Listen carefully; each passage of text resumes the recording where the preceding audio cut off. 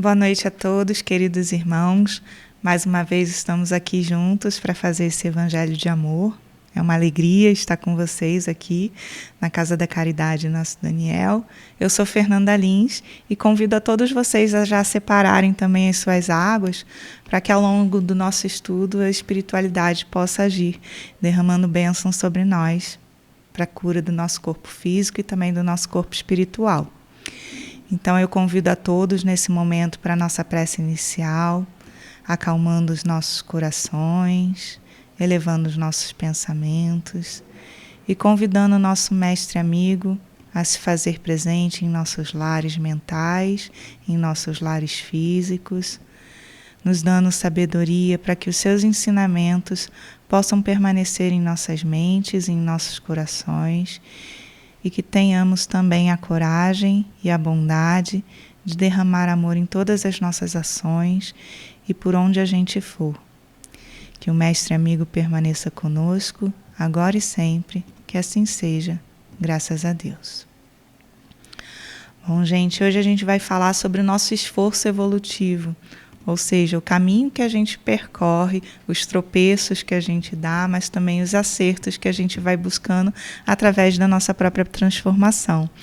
E aí, para iniciar a nossa conversa, eu trouxe um texto de Emmanuel, que está lá no livro O Espírito da Verdade, psicografado por Chico e Valdo Vieira, e o texto se chama Deus em Nós.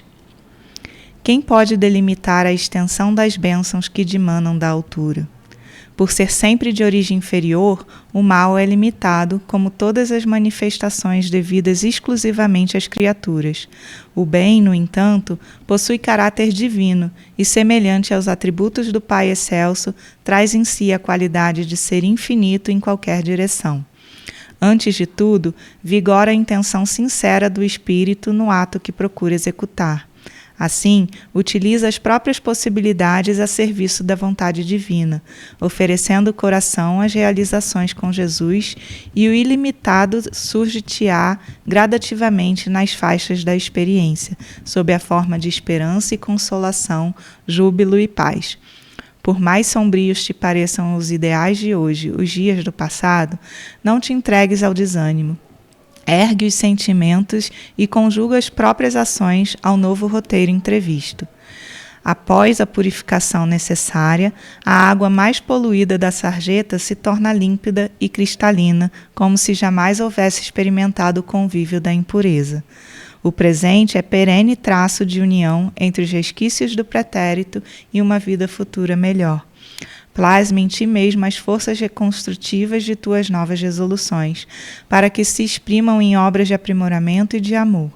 Reconhecendo a nossa origem na fonte de todas as perfeições, é natural que podemos e precisamos realizar em torno de nós as obras perfeitas a que estamos destinados por nossa própria natureza.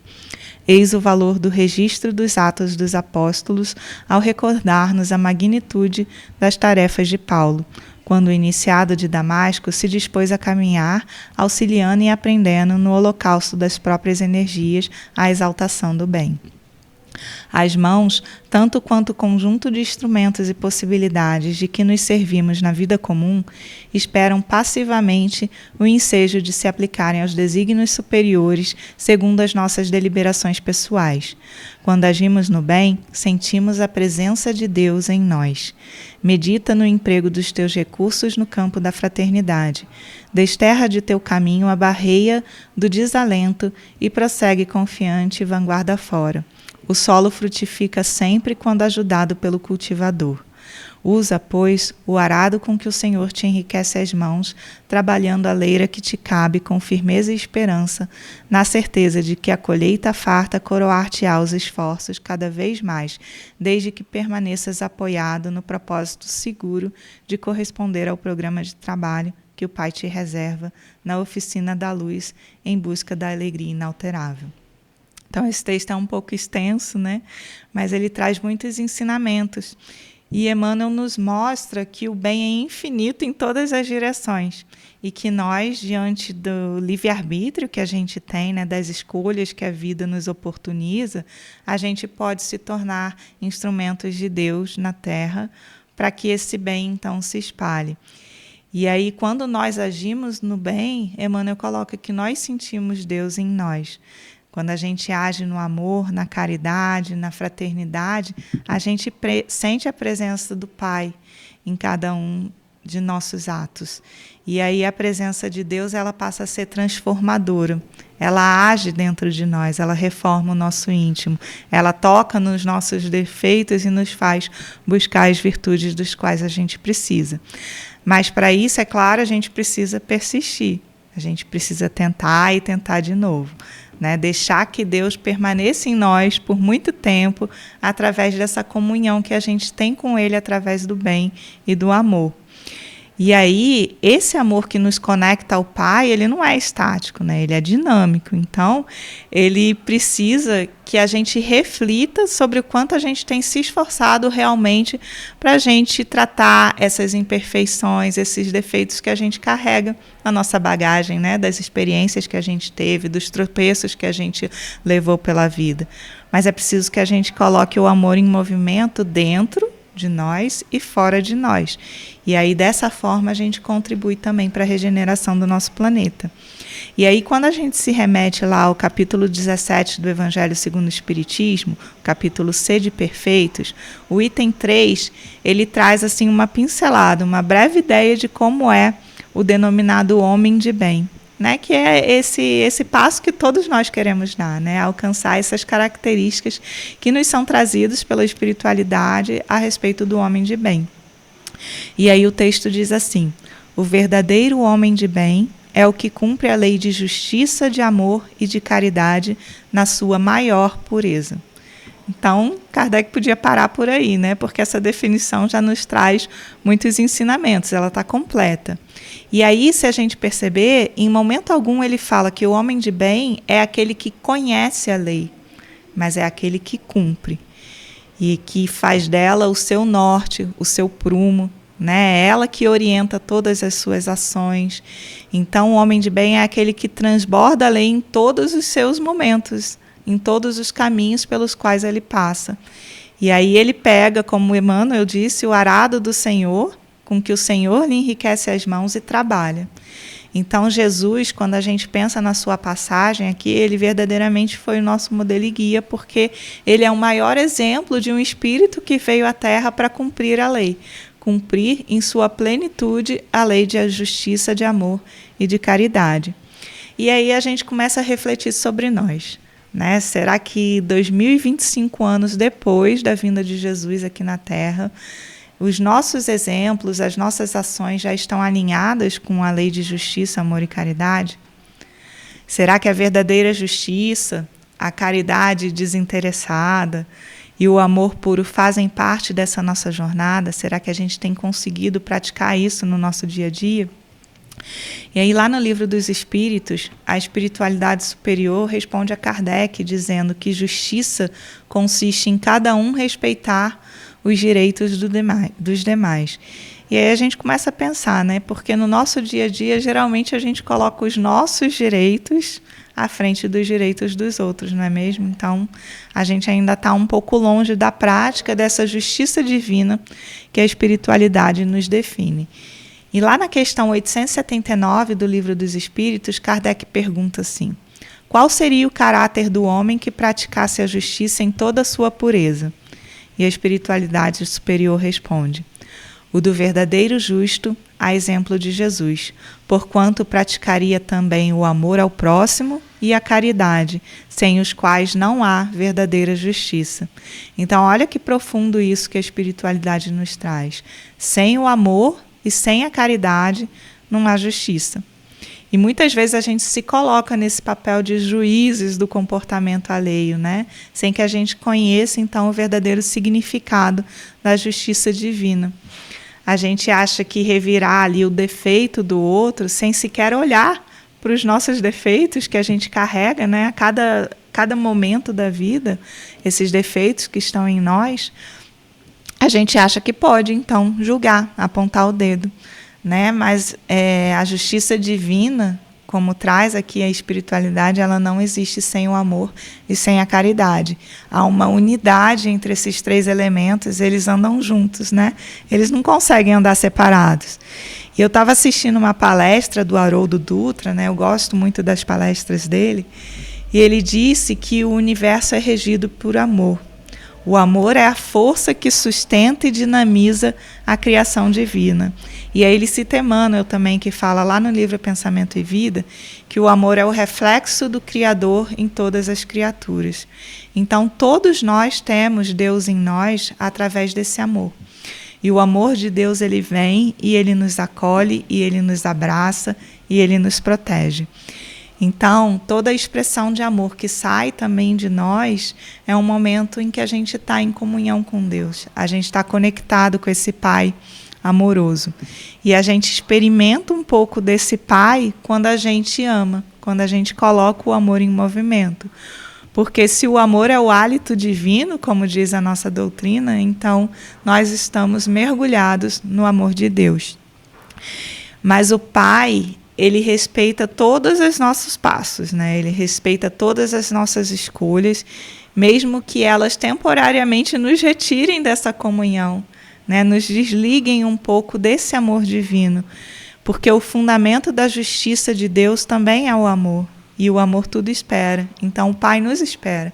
Ele sabe que nós temos o nosso próprio tempo, as nossas próprias dificuldades, mas ele também enxerga em nós todas as virtudes, todas as nossas potencialidades. E aí Haroldo coloca assim, que se o amor fosse o sol, a justiça e a caridade seriam os seus raios, né, levando a sua luz a todos os espaços. E a justiça e a caridade são como as mãos, a mão direita e a mão esquerda. São as manifestações do amor que se expressam a partir das nossas palavras, das nossas atitudes, do nosso olhar caridoso para com o outro, da fraternidade que a gente coloca nos nossos passos e também das obras que a gente constrói, né, através dos nossos pequenos gestos, das nossas pequenas ações. Porque Deus não espera de nós algo grandioso. Ele espera que a gente faça aquilo que a gente consegue, aquilo que a gente é capaz de doar. E aí, por isso que o homem de bem é aquele que se questiona se fez todo o bem que podia, sem desprezar nenhuma oportunidade de ser útil ao mundo e ao seu semelhante. E se a gente analisar os nossos dias, a nossa rotina, a nossa conduta, quantas oportunidades de sermos úteis a gente tem deixado escapar? Né? Será que a gente está fazendo todo o bem que a gente pode na nossa casa, na nossa vizinhança, no nosso trabalho, no nosso templo religioso, nos espaços que a gente ocupa, sejam eles físicos, sejam eles virtuais? O que a gente está espalhando pelo mundo? Né? O que a gente tem ensinado àquelas pessoas que nos veem como exemplo? Porque muitos de nós olham para a gente como exemplo, os nossos filhos olham para a gente e querem seguir os nossos passos. Né? E qual o exemplo que a gente está transmitindo a eles? Será que as nossas palavras elas estão consolando ou elas estão trazendo desespero? Então, lá no livro Estudando o Evangelho, de Martins Peralva, o autor ele recorre sobre Marcos, no capítulo 16, versículo 15, quando Jesus diz assim aos seus discípulos: Ide e pregai o Evangelho. Mas aí é feita uma reflexão de que Jesus ele não queria apenas que os discípulos fossem e levassem conforto aos sofredores, consolação aos aflitos, bom ânimo aos desalentados do caminho, né? Jesus queria um pouco mais. Ele recomendou que aqueles seus amigos, aqueles seus irmãos de caminhada, eles pudessem preparar as almas para o reino que Jesus haveria de construir no coração da humanidade. Então, nós todos somos colaboradores de Deus aqui na Terra. Né? Nós somos aqueles que têm o potencial para semear, para colocar uma sementinha de amor em cada coração. Mas será que o nosso próprio terreno íntimo está fértil para receber essa semente de amor? Porque não basta a gente consolar, a gente ser consolado, se por dentro a gente também não quer essa transformação, se por dentro a gente não está disposto a mudar. Então, a gente precisa retribuir ao universo tudo que o universo faz por nós. Né? É preciso que a gente prepare o terreno do nosso coração para que a gente possa, então, fazer com que essas sementes germinem. E é preciso que a gente tenha forças também para preparar o terreno do coração dos nossos irmãos para que essas sementes deem frutos. Lá no início, a gente refletiu sobre como que a gente está contribuindo, então, para a regeneração do nosso planeta através da nossa própria reforma íntima, né? E a gente sabe que quanto mais almas se edificarem aqui na Terra e também ao longo das existências, melhores serão as condições e o entendimento e a moral aqui no ambiente espiritual, nas proximidades do nosso planeta. Porque o mundo ele se transforma a partir daqueles que o habitam. Então é preciso que coletivamente e individualmente a gente se melhore, a gente busque essa transformação íntima para que a gente possa também transformar e regenerar o nosso planeta. E a justiça, como vínhamos falando, ela existe para que todos tenham essa oportunidade de evoluir no universo, né? E a justiça ela é sustentada por 3 aspectos principais: a liberdade, a igualdade e a fraternidade. Então, a justiça ela vem e se aperfeiçoa no amor. E o amor ele acaba se expressando através da caridade. Por isso que eles andam juntos, né? A caridade, como Jesus a entendia, ela também se sustentava em 3 aspectos principais: a benevolência para com todos, a indulgência para as imperfeições dos outros e o perdão das ofensas. Não é tão fácil, né? Mas quando a gente compreende que a imperfeição do outro ela é passageira, ela é temporária, a gente acaba aprimorando essa nossa capacidade de olhar com maior cuidado e perdoar, né? Porque aquilo vai passar. Em nós passou, em nós está passando e no outro também vai passar. Então, Jesus fez isso na cruz, né? Ao perdoar todos aqueles que o acusavam. Então, ele olhou para todos aqueles irmãos onde ele via não somente os defeitos, mas ele enxergava principalmente as potencialidades e suplicou ao Pai: Pai, perdoa-os, eles não sabem o que fazem. Então, todo o sofrimento causado em nós pelo outro é perdoável, né? A exemplo de Jesus na cruz. E o livro do Evangelho segundo o Espiritismo, ele traz então mais um pouquinho sobre o homem de bem. Ele diz que o homem de bem deposita fé em Deus, na sua bondade, na sua justiça e na sua sabedoria, e sabe que nada aconteceria sem a sua permissão. Sabendo disso, se submete à vontade do Pai em todas as ocasiões. E aí a gente reflete: será que a gente tem depositado essa confiança no Pai? Será que a gente confia nos caminhos escolhidos por Deus mais do que a gente confia nos caminhos que a gente mesmo escolhe? Né? Será que quando a dor nos visita, as angústias nos visitam, a gente tem essa capacidade de compreender que a bondade de Deus nos fará atravessar por essa dor e através da nossa fé a gente vai aprender e a gente vai se tornar mais forte, mais preparado para as dificuldades da vida? Será que a gente tem colocado os bens espirituais acima desses bens temporais e efêmeros que o mundo nos apresenta e muitas vezes nos perdemos nessas tentações? Então, as nossas dores, elas existem porque nós estamos apegados ao que é efêmero, ao que é passageiro. Se os nossos corações eles se agarrassem verdadeiramente naquilo que é essencial, então a gente sofreria menos. Mas o conhecimento ele vem a partir de um estudo, a partir da experiência, né? A prática que nos dá também a gente tem que passar por esse caminho, a gente tem que vivenciar e tem que aprender. Então, a preparação da humanidade para o reino de Deus, ela se dá através também da educação. E é uma educação que transcende as palavras, que transcende os livros, mas que está muito mais no exemplo vivo e pulsante daqueles que já passaram também por nós e já passaram pelas dificuldades da vida, já foram ao vale da sombra e da morte, né? E eles passam com o seu aprendizado e com a sua fé e com a sua confiança, jogando as sementinhas para que possam brotar em nós também essas virtudes que eles já conquistaram. Então, eles voltaram com essa sabedoria, com esse ensinamento, para também compartilhar conosco. E aí todo o consolo que chega do alto, no momento da dor, ele deve ser transformador dentro de nós, né? E transformador significa transformar a dor, ou seja, ressignificar a dor, né? E se nada a gente mudar dentro de nós a partir dessas graças que nos chegam para curar essa dor que está nos afligindo, então a gente também não estará doando nada de nós para o mundo. Mas aí Jesus vem e nos convida novamente: ide e pregai o Evangelho.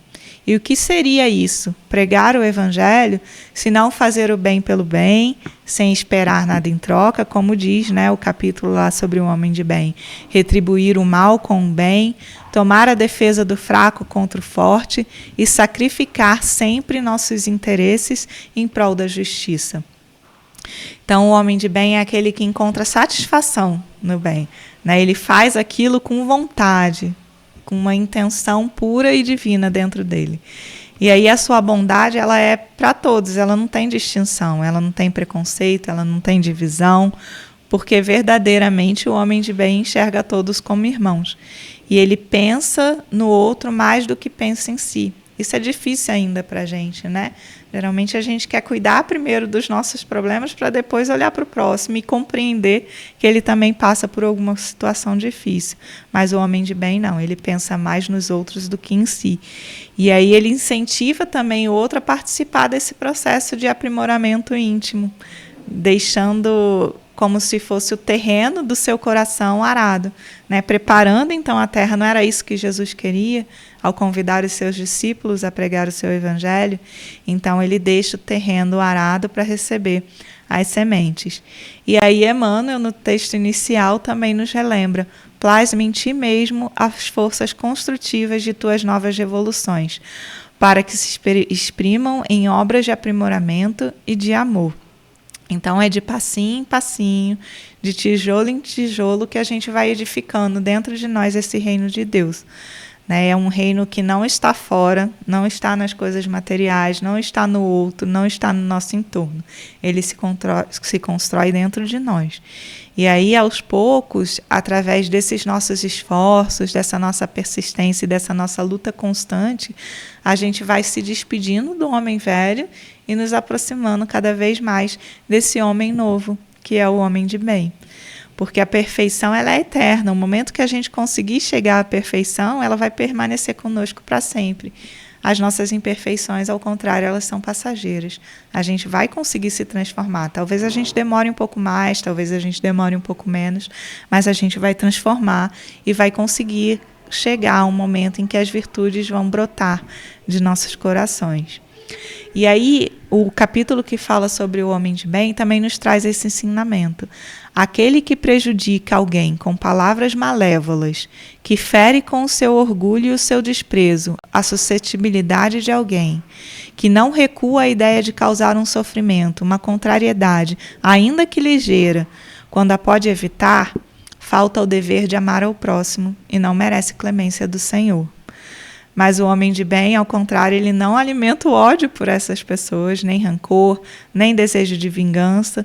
E a exemplo de Jesus, ele perdoa e esquece as ofensas, e só dos benefícios ele se lembra. Por saber perdoado, lhe será conforme houver perdoado.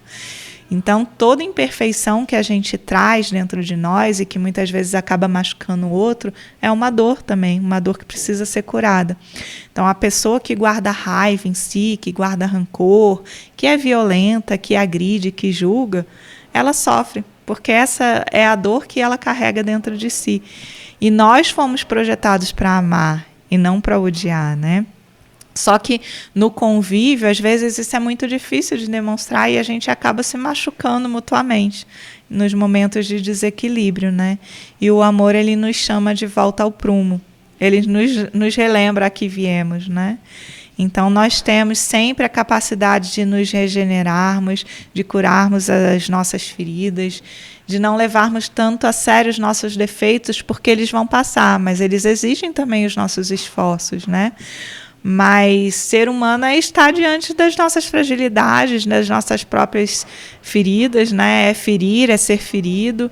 E o amor nos permite exercitar, então, essa capacidade de cicatrizar lesões, né? Cicatrizar aquilo que às vezes, uma palavra abre e sangra em nós, né?